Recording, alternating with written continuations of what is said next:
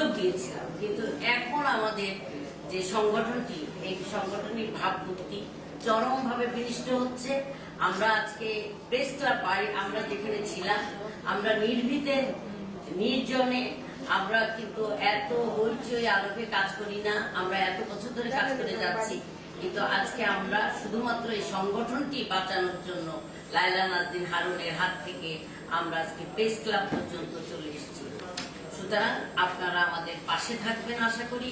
আমরা এখানেই বন্ধ করতে চাই না। আমরা যে অভিযোগ দায়ের করেছি তার প্রেক্ষিতে তাকে দোষী সাব্যস্ত করে আমাদের চিঠি দিয়েছে, চিঠিগুলি আমাদের কাছে আছে।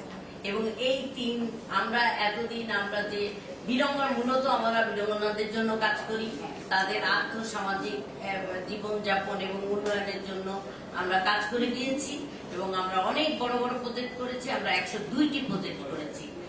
আমাদের অনেক মন্ত্রী, মিনিস্টার এবং সচিব অনেকেই আমাদের অনুষ্ঠানে উপস্থিত হয়েছে এবং আমাদেরকে অ্যাপ্রিসিয়েট করেছে।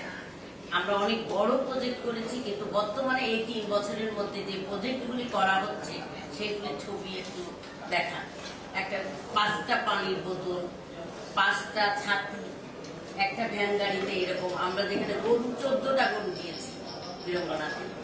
আমরা সবসময় গরু, গৃহপালিত কাঠি দিচ্ছিলাম, ঘর বানিয়ে দিচ্ছিলাম, টিন দিচ্ছিলাম, কম্বল দিচ্ছিলাম, নগদ অর্থ কম দিয়েছি না, আমরা কারেন্টে বিশ্বাস করি, সেই জন্য আমরা কারেন্টে দিয়েছি, সেলাই মেশিন দিয়েছি, আমরা অনুদান এনেছি সরকার থেকে, সেগুলো আমরা তাদেরকে প্রদান করেছি।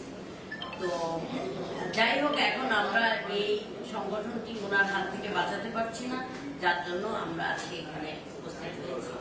আপনারা আমাদের পাশে আছেন, পাশে থাকবেন।